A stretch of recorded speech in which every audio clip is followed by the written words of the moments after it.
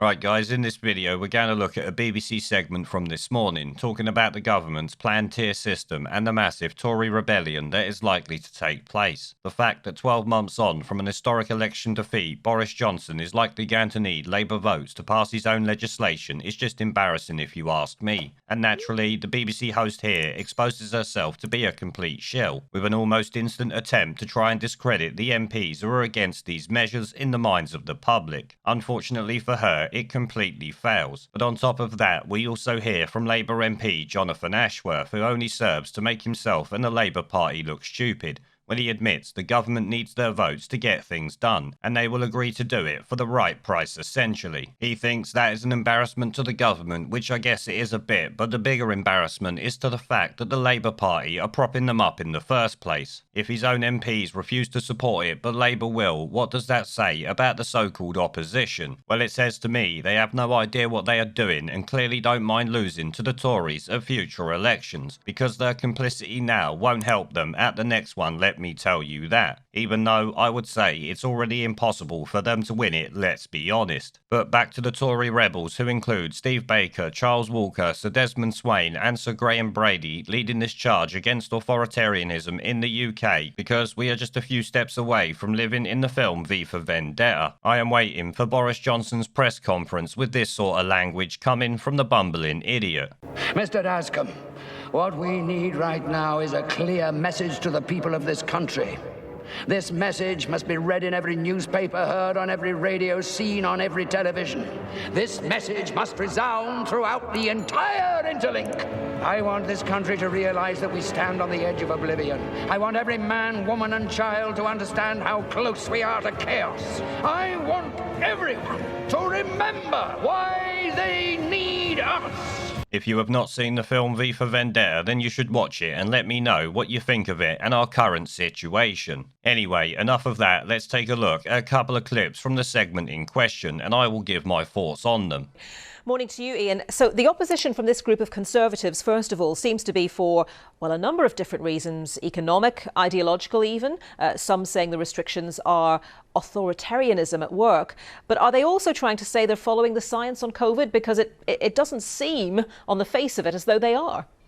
Well, this is literally the start of this little segment here we're going to look at, and the BBC Trout wasted no time, as I said earlier, trying to discredit the MPs against the lockdown and attempts to get her colleague to join in the smear job, but it fails, as you will see in a moment. The fact she even started it out like that shows the BBC are only there to parrot the government's narrative and not inform the public. No surprises there if you ask me, but the mask slipping is always good. Now, let's move on and see what her guest actually has to say. Well, what I think is interesting is that there is a kind of perfect storm brewing against some of these measures which the government's going to be bringing in, certainly on the Conservative benches. So there's a vote on Tuesday, and it looks as though there will be a sizable rebellion, perhaps a symbolic victory for the rebels if they can be seen to wipe out Boris Johnson's 80-seat majority and make him reliant on the opposition. The reasons for the rebellion, I think, as you suggest, Anita, are manifold. But I think, first of all, there was some shock about the numbers of people who will be put into Tier 3 restrictions next week. Around 8 million were living under those restrictions before the national lockdown in England. 23 million are now facing those restrictions as of the middle of next week. What's also worried people, you mentioned ideological reasons, but certainly the infringements on personal liberty is worrying some MPs. Steve Baker used to be involved in the European Research Group. He's now leading light in the COVID Recovery Group, the CRG, if you like, and he has talked about the authoritarianism of the government and the appalling measures that they're introducing, and he's very good at organising rebellions. He's got a track record. The other reason I think some people are upset, they're not necessarily definitely going to rebel yet, but they're thinking about it, is they're worried about the way that the tiers are being imposed. So, for example, in Kent, in Lancashire, in Lincolnshire, quite big counties, they're all been lumped together in Tier 3, and yet within those counties, the prevalence of the virus is low in some areas, high in others, and they're saying that the government should be taking a far more localised approach. And they've got a pile of former cabinet ministers who are making these points, including Greg Clark, for example, Damien Green, who are going to be meeting the Health Secretary Matt Hancock in the coming days to press home their views. Now, set against all of this, it was perhaps unsurprising that a little bit earlier this morning, the Community Secretary Robert Jenrick tried to give people some cause for hope. He said, look, we're going to be reviewing these measures on December the 16th. It is possible that some people who find themselves in Tier 3 now might get an early Christmas present. Well, to start, like I said, he ignored her attempts to smear the Conservative rebellion because he knows as well as she does that Steve Baker and others are talking to epidemiologists, immunologists and many others when taking decisions against the government. If the government followed real science, we would not be having this discussion right now. She knows that, and so does he. Instead, he focuses on the fact that the government could well lose the vote in terms of its own ranks, but get it through thanks to the Labour Party doing some incredible shit by propping up the Tory government. A bit like Corbyn did last year when he hid from an election for 2 months, giving him the nickname the Corbynated Chicken. This BBC staffer rightly sticks to the issues that people have with what Boris Johnson is doing, like Tier 3 covering lots of the country and the damage already done by the lunacy Boris Johnson has signed up to. He points out the basic common sense fact that what Boris Johnson is doing with this tier system makes no sense, like everything they have done this year. While some may not rebel, there is enough showing dissent that Boris Johnson will surely be taking notice, and his arse might pucker up even tighter than a snare drum should Labour indicate they won't support the measures, which is highly unlikely. Obviously, they will back Boris, you can be sure of that. But let's move on and hear what else is said. So, Ian, it looks as though Boris Johnson will be relying on Labour to get these measures through a vote next Tuesday. That's pretty significant, isn't it? It is, and it looks that way as things stand at the moment. One thing that might diffuse, or at least limit, the size of the Conservative rebellion is the government's promise to produce an economic impact assessment of their measures ahead of the vote. Now, this has been a key demand of many of the potential rebels. They want to see not just the health reasons, if you like, for the restrictions, but also the economic impact of those restrictions, and also perhaps how people who have conditions other than COVID might be coping in the health service as well. So the government are trying to come and meet them to some extent, but if people don't like what they see, it might just harden their resolve. As for Labour, they're playing their cards close to the chest. They're not saying how they're going to vote yet.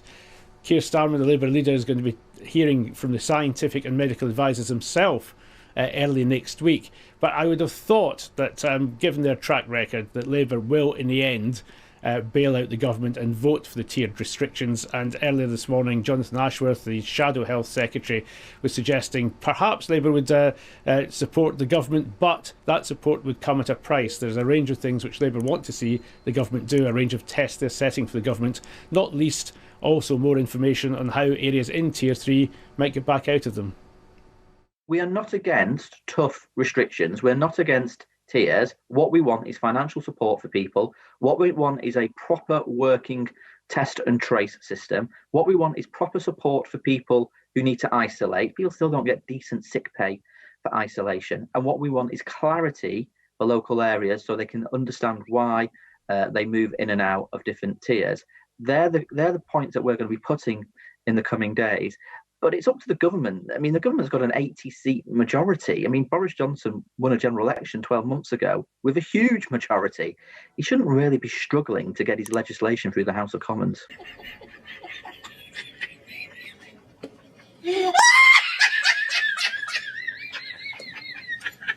And that is a point that I think it really highlights the discomfort and discontent over the imposition of the restrictions and how long they might last. That in fact, if it weren't for Labour votes, it is possible that Boris Johnson, just a year on from that historic victory when he started to win seats which the Conservatives hadn't won for perhaps decades, or if at all, that now he may be struggling to get some of these measures through, perhaps suggesting there is some fatigue with the whole system in the first place, but certainly also he's got problems of party management, as some of his own MPs are becoming more sceptical about how the pandemic has been handled. So in that clip, we hear about an economic assessment on the impacts of these measures. Being a way, the Tory rebels could back Boris Johnson's measures, which is a bit worrying because we can hardly trust any data this government puts out. Especially when you consider the data used to lock us down in the first place was called out for bullshit within an hour of being published. As a matter of fact, I would bet that 99.9% of the data given to us is complete and utter horseshit. So I hope the Tory rebels remain sceptical of the data and get some real experts to check it over, because we know the people advising Boris are only experts of bullshit and cherry-picking data to suit their narrative. We actually hear in that clip about Labour and even from them. He thinks they are playing their cards close to their chest, when we all know that they will be backing these measures 100%. They are as bad as the Tories at the moment and would have been worse had they won the last election, but like I said, they never stood a chance. A very troubling thing the BBC Hack states though is that Whitty and Vallance will be briefing Keir Starmer on the details, but when I last checked, Labour lost the election, so him being briefed is rather strange to me. Maybe that is something Boris Johnson did to ensure Labour agree to vote his bullshit through. It is complete lunacy to do it, even if the data being presented was correct, but we know it's not. We know it's chosen to push the narrative, not fight a virus. And we also know Sir Keir Starmer is a complete idiot who will just believe everything Whitty and Vallance say. But another funny part was the BBC journalist who then talks about Jonathan Ashworth's little interview earlier in the day and shows it to us on the screen. I've got to say, Ashworth is a complete idiot by trying to take digs at the Tories when his party is happy to back them up if their local Labour councils get a nice bumper payday from the taxpayer. This prat is literally the definition of a snivelling shitweasel, like all of the Labour Party at this point, if you ask me. His little digs there prove it. But the BBC host finishes up the segment talking about how bad all of this looks for the government and shows how far Boris Johnson has fallen when it comes to support within his own party. Can you really blame the Tory MPs though? He has been anything but Conservative this year. He has been a full-on Liberal that would not be out of place in the Labour Party itself. It is an embarrassment to all Tory voters, if you ask me. Thankfully, I am not one of them. But I do feel I should say, even if the rebels don't stop the government this time, the numbers could be high enough that Boris Johnson will have to think next time he wants to pass some lunatic policy that China would be proud of. It is slow going stopping this lunacy, but progress apparently is being made. There is a pattern consistent throughout history of oppressed people turning on the oppressors. Slaves against their owners, the peasantry against the feudal barons, colonies, Mr. Verhofstadt, against their empires. And that is why Britain is leaving. And it doesn't matter which language you use, we are going and we are glad to be going. We're off.